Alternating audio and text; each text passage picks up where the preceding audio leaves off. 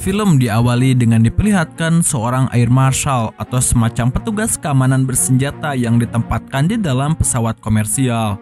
Beliau bernama Bill. Di sana dia sedang mempersiapkan diri untuk melakukan penerbangan. Uniknya, sebelum berangkat, ia sempat meneguk segelas alkohol serta tak berhenti ngelamunin cicilan pay letternya.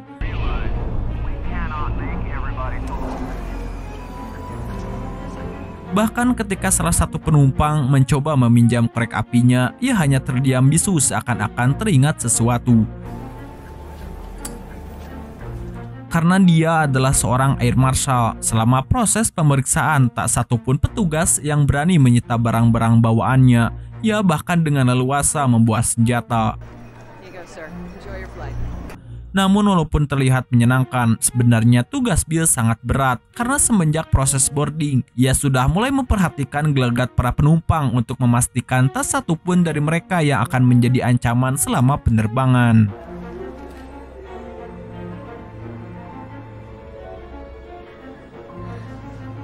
Hampir setiap hari, Bill menyamar menjadi seorang penumpang. Namun hari itu ia terlihat kesal karena atasannya tiba-tiba memerintahkannya agar menetap di London selama 3 hari ke depan. Salah satu rekannya yang juga seorang air marshal bernama Hammond mencoba menyapanya ketika di kamar mandi. Namun Bill terlihat acuh karena selama bertugas, mereka berdua harus berpura-pura tak saling kenal satu sama lain. Singkat cerita, proses boarding pun berlangsung. Di sana, Bill duduk di kursi kelas bisnis berdampingan dengan seorang penumpang bernama Jack yang sejak awal kurang suka dengan sikap Bill karena tadi menyerobot antrian pemeriksaan. Namun belum lama duduk di kursinya, tiba-tiba seorang wanita muncul dan membujuk agar Jack mau bertukar kursi dengannya. Sebelum lepas landas, Bill merogoh HP-nya untuk melaporkan kalau pesawat siap diterbangkan. Pesawat dengan tujuan London itu pun beranjak dari parkiran dan bersiap untuk lepas landas. Namun saat proses take off, Bill terlihat sedikit pucat. Makanya Jen sempat mengajaknya ngobrol, apalagi ia merasa pria di sampingnya cukup menarik. Karena sekalipun bertubuh besar, di tangannya terdapat sebuah pita imut yang ternyata merupakan peninggalan putrinya. Beberapa menit kemudian, saat para penumpang tertidur lelap, Bill yang gelisah berusaha menenangkan diri dengan cara merokok di kamar mandi. Tapi tentu saja agar tidak ketahuan, ia menutup sensor asap di ruangan tersebut menggunakan isolatif.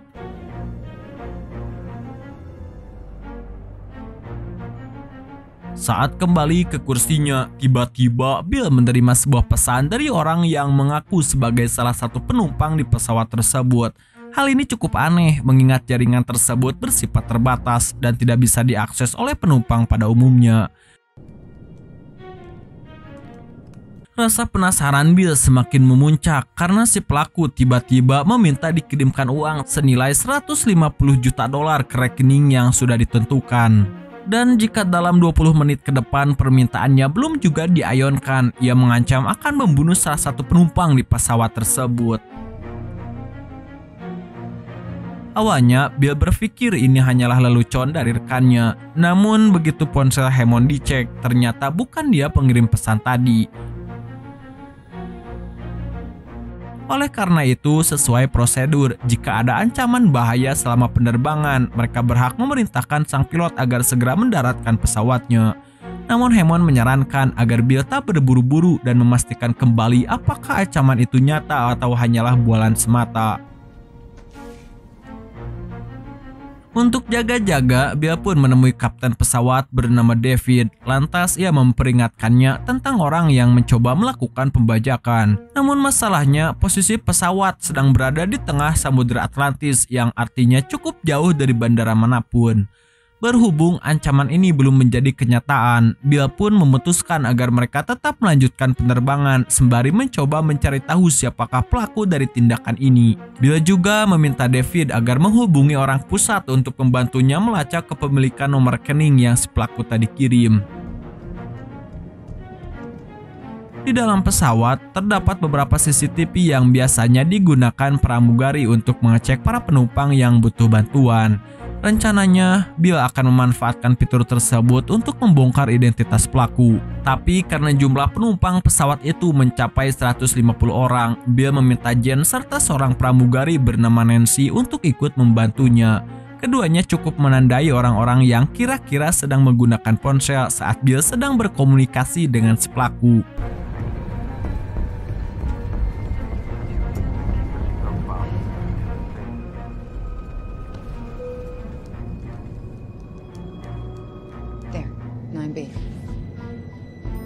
Di tengah pencarian, tiba-tiba Bill menerima panggilan dari petugas lintas udara. Mereka meminta agar Bill menceritakan kronologi lengkap dari pesan ancaman yang diterimanya saat ini. Namun baru juga mau bercerita panjang lebar, tiba-tiba perhatian Bill menjadi buyar karena si pelaku mengancam menggunakan nama putrinya. 14C, Austin Riley. Di saat yang sama, berdasarkan pandangan CCTV, Hammond sejak tadi tak berhenti bermain HP. Bahkan setelah ancaman itu dilayangkan, tiba-tiba ia panik dan mencoba bersembunyi di kamar mandi. Makanya di sini Bill menaruh curiga, apalagi ketika diinterogasi, ia mengatakan dengan jelas kalau dirinya sedang butuh uang. Makanya ia nekat melakukan semua aksi ini. Tapi di sini Hammond tiba-tiba memberikan perlawanan, bahkan mencoba melepaskan tembakan.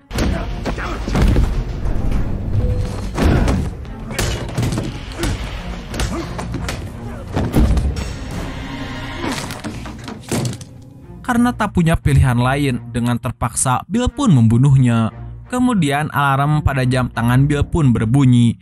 Hal itu menandakan tepat 20 menit sejak si pelaku mengirimkan pesan ancaman tadi. Di sini ia mengira semuanya sudah berakhir, namun tiba-tiba ponselnya kembali berdering.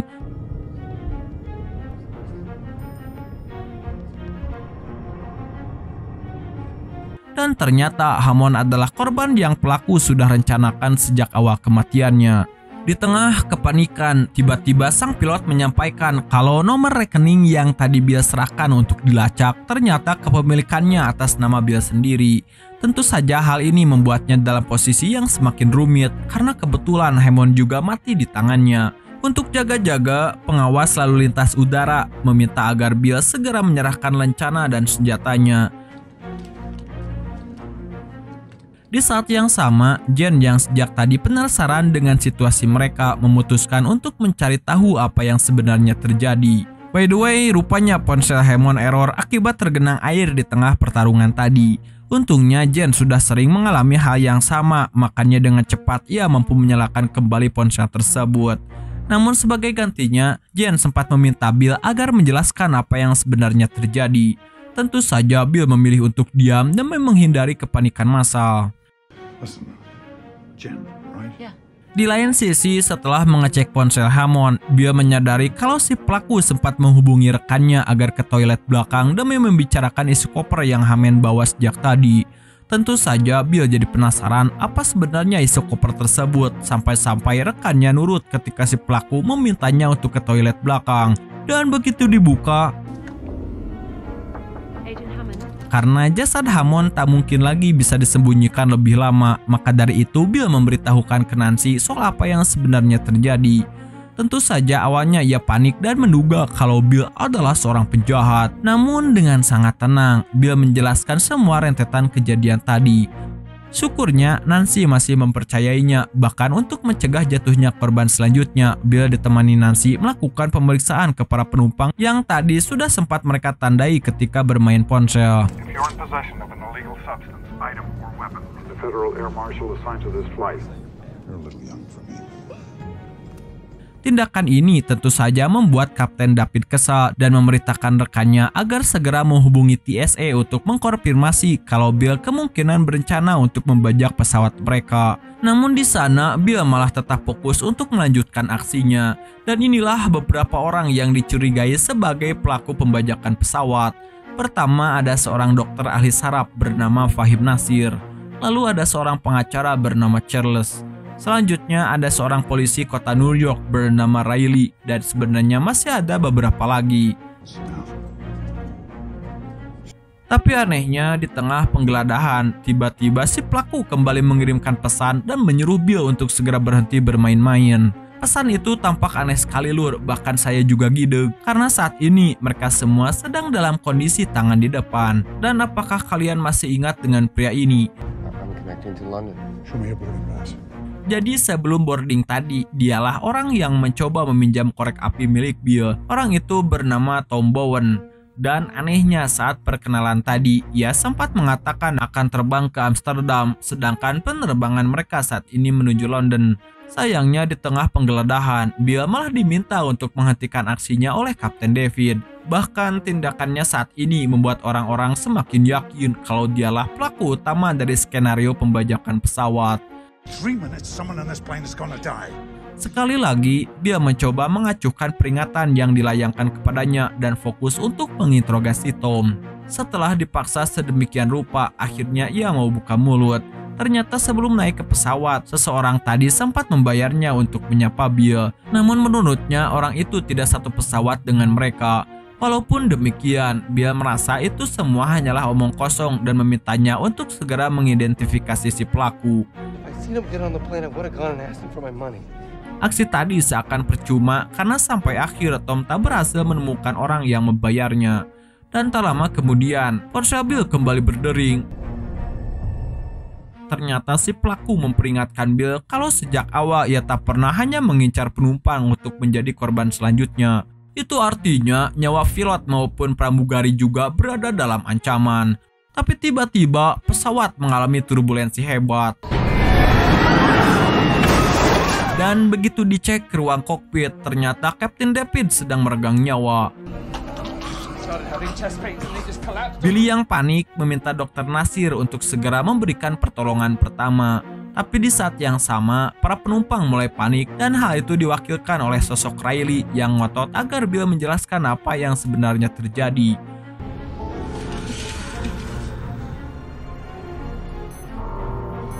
Alarm pada jam tangan Bill kembali berbunyi, menandakan tepat 20 menit setelah peringatan terakhir dan korban akan terus berjatuhan kecuali keinginan si pelaku dipenuhi. Dr. Nasir lalu mengatakan Kapten David meninggal akibat keracunan atau semacamnya. Itu artinya si pelaku sudah merencanakan aksinya ini dengan sangat matang. Di sisi lain, saat diinterogasi, wakil kapten yang bernama Kyle mengatakan kalau Kapten David sejak tadi tak mengkonsumsi apapun. Anehnya lagi, hanya ada 2 orang yang bisa keluar masuk ke ruang kokpit. Orang itu tak lain adalah Bill dan si pramugari bernama Nancy. Di sana, Bill mencoba meminta atasannya agar segera mentransfer uang tebusan yang diminta si pelaku. Karena jika tidak, dalam 20 menit ke depan, salah satu penumpang akan kembali menjadi korban. Sayangnya, permintaan itu ditolak mentah-mentah karena sejak awal mereka sudah tak lagi mempercayainya. Apalagi setelah mengetahui kalau Agent Hammond juga telah tewas. Di sini, Bill mulai kehabisan akal karena bingung harus mempercayai siapa lagi. Bisa saja orang yang dianggap teman malah menjadi pelaku utama dari aksi ini. Tapi untung saja, tak lama kemudian, tiba-tiba Jen memberinya sebuah ide. Di mana saat Bill sedang asik menangani situasi tadi, diam-diam ia berkenalan dengan Jack yang kebetulan adalah seorang ahli software. Dan kemampuannya mungkin bisa berguna untuk melacak sinyal ponsel si pelaku. Sementara itu, Riley sejak tadi sibuk mencari tahu apa yang sebenarnya terjadi pada kapten pesawat. Namun Dr. Nasir memilih untuk diam. Tak lama kemudian, Bill memerintahkan agar semua penumpang kelas bisnis berkumpul di kelas ekonomi. Dengan begitu, tak satu pun orang yang akan luput dari pandangannya. Tentu saja keputusannya ini menimbulkan keributan, tapi Bill berhasil meredakannya dengan mengatakan kalau maskapai kapal akan menggratiskan penerbangan mereka selama setahun asalkan mau bekerja sama.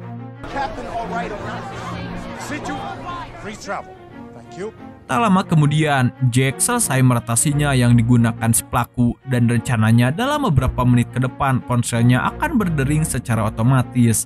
Tak sampai di sana, untuk memastikan mereka tidak salah sasaran, si pelaku juga akan menerima pesan bergambar. Begitu semua persiapan selesai, para penumpang serta pramugari diminta untuk mengangkat tangannya selama 60 detik ke depan.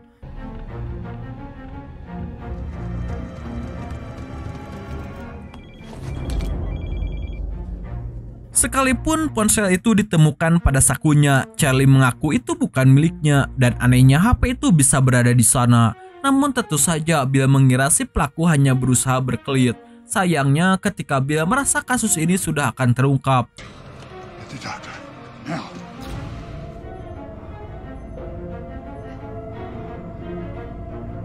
Tiba-tiba Charlie mati dengan cara yang sama seperti Kapten David. Karena kejadian ini tak bisa lagi ditutupi, Dr. Nasir terpaksa memberitahukan semua orang kalau kapten pesawat mereka maupun Charlie mati akibat keracunan. Sementara itu, Bill yang mulai kehabisan akal memilih untuk menenangkan diri dengan cara mengwudu dulu di kamar mandi. Namun di sini ia menyadari sesuatu yang aneh, di mana asap rokoknya tidak keluar melalui saluran udara, melainkan malah masuk ke belakang tempat tisu. Dan ketika dibuka,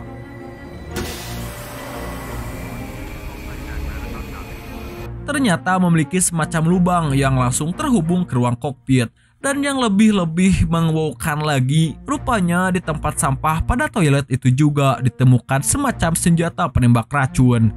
Di sini Bill ingat saat Bill tadi berbincang dengan Kapten David yang menyadari kalau ada seorang lansia yang masuk ke toilet tersebut.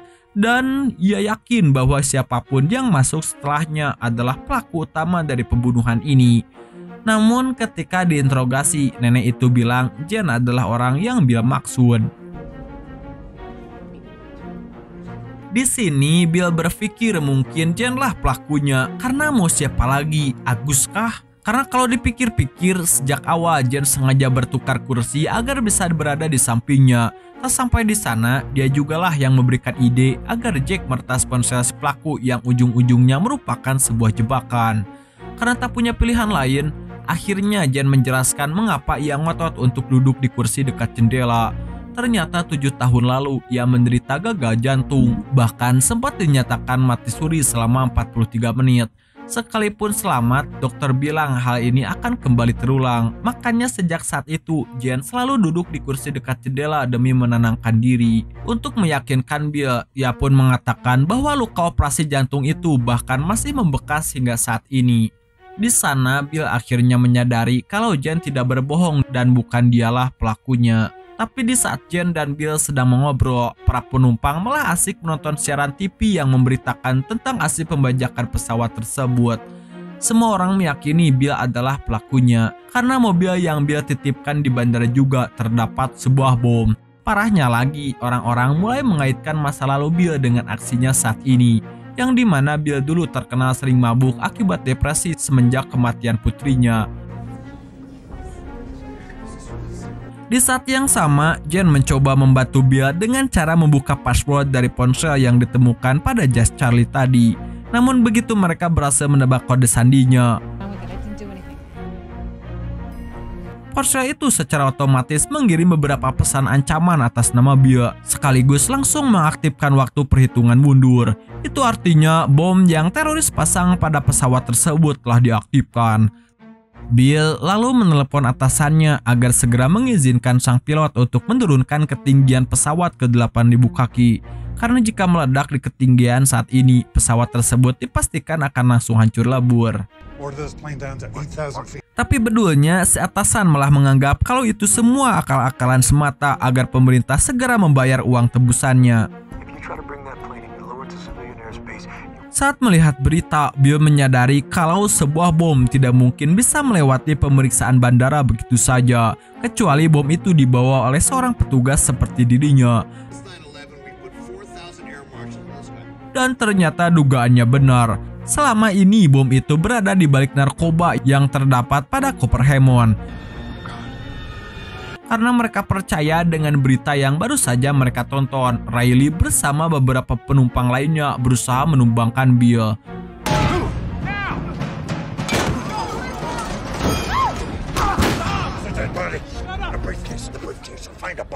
Pada akhirnya, Bill tersungkur di lantai pesawat. Sampai akhirnya tiba-tiba Tom muncul dengan membawa senjata yang tadi Bill tak sengaja ia jatuhkan di lantai. Di sana Tom terlihat panik dan meminta Bill untuk menjelaskan semuanya karena bom itu akan meledak dalam 20 menit lagi. Dengan terpaksa, Bill mengungkap kematian sang pilot serta apa yang akan terjadi ke depannya. Ia juga berusaha meyakinkan semua orang kalau apa yang mereka tonton di TV merupakan fitnah yang pelaku sudah rencanakan sejak awal. Pada akhirnya, Bill berhasil meyakinkan semua penumpang kalau dirinya bukanlah teroris. Namun masalahnya tak ada waktu untuk bersantai apalagi check out dulu karena bom itu sebentar lagi akan meledak. Sesuai protokol darurat, jika terdapat sebuah bom dalam pesawat, mereka harus meminimalisir ledakannya menggunakan koper dan sebagainya. Sembari itu, sebagai sesama penegak hukum, Bill memberi Riley sebuah pistol untuk membantunya ke depan. Tak lama kemudian, dua pesawat tempur tiba-tiba muncul untuk memastikan pesawat mereka tak keluar dari lokasi pendaratan darurat yang sudah ditentukan. Sampai di sana, sang pilot juga diminta untuk tetap menjaga ketinggiannya di atas 35.000 kaki. Masalahnya, perintah dari dua pilot tempur itu bertentangan dengan apa yang Bill sampaikan ke Kyle, di mana ia menginginkan agar pesawat mereka segera diturunkan ke ketinggian 8.000 kaki demi menghindari dampak dari ledakan bom yang sebentar lagi akan terjadi.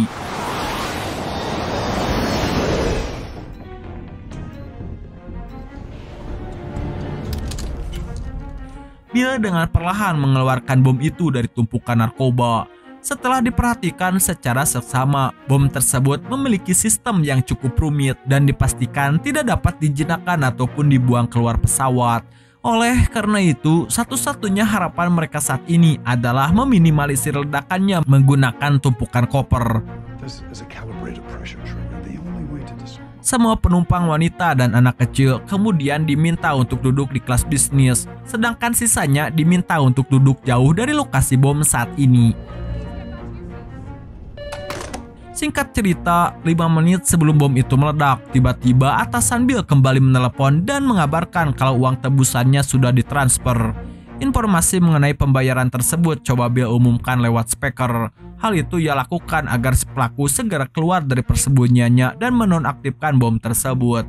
Tapi sampai akhir, Bill tak mendapatkan respon apapun. Di akhir telepon, atasan Bill sempat mengatakan kalau beliau tak bisa lagi menghindari hukuman yang akan menimpanya. Apalagi terdapat sebuah video yang menunjukkan kalau Bill sempat menodongkan pistol ke salah satu penumpang. Bukannya panik, Bill malah jadi penasaran sama video yang dimaksud. Dan disinilah akhirnya Bill menyadari siapakah orang yang meracuni Charlie sekaligus pelaku utama dari pembajakan ini.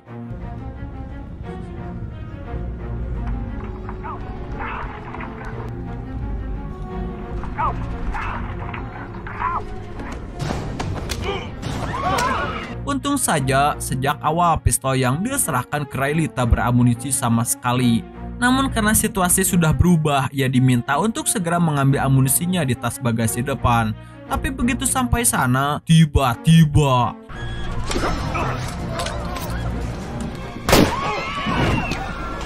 ya, ternyata pelaku dari pembajakan ini adalah dua orang, yaitu Tom dan Jack. Keduanya dulu sama-sama mengabdi di militer, makanya mereka cukup ahli dalam bertarung.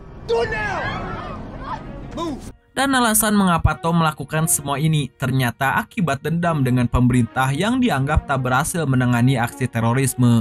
Rupanya saat peristiwa 9/11 terjadi, ayah Tom termasuk dalam daftar korban. Dan sejak saat itu ia mencoba untuk ikut memberantas terorisme dengan cara mengabdi dalam tugas di Timur Tengah. Namun selama bertugas ia menyadari kalau semua itu hanyalah omong kosong.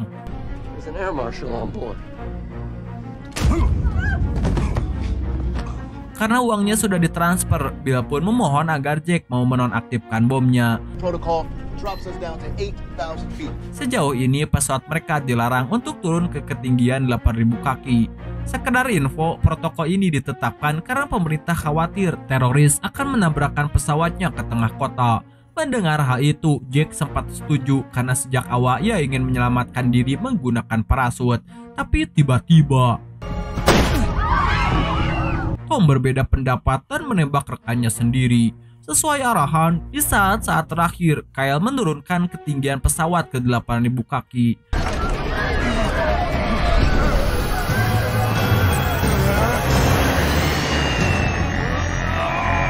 Sekalipun tengah terjadi turbulensi yang begitu hebat, Tom tetap berusaha mengacungkan pistolnya.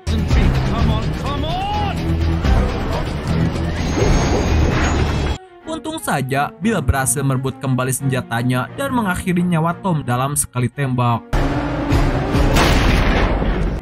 Tapi di saat yang sama, Jack yang terluka parah kembali muncul dan berusaha membunuh Bill. Namun ia lupa kalau posisinya saat ini berada di dekat bom. Dan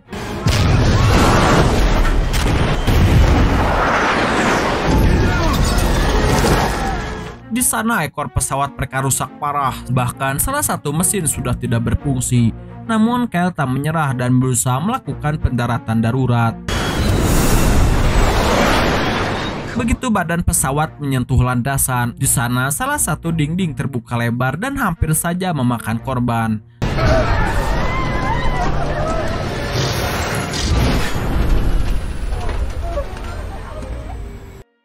Semua penumpang segera dievakuasi melalui pintu darurat. Polisi serta petugas pemadam sudah siap di landasan dan mereka cukup takjub dengan aksi Kyle yang berhasil mendaratkan pesawat dalam situasi yang sangat rumit. Namun tentu saja mereka lebih takjub lagi ketika tahu soal kebenaran dari pembegakan ini dan bagaimana Bill berjuang seorang diri dalam mengungkap pelakunya. Tapi tak lama kemudian atasan Bill menelepon dan mengatakan kalau selama ini ia tak pernah meragukan kemampuannya. Padahal dari tadi dialah orang yang menidasnya. Walaupun kejadian ini telah memakan korban dan sempat mencoreng nama baik Bill, tapi kini ia bisa bertemu wanita yang mungkin saja mengakhiri masa dudanya di kemudian hari.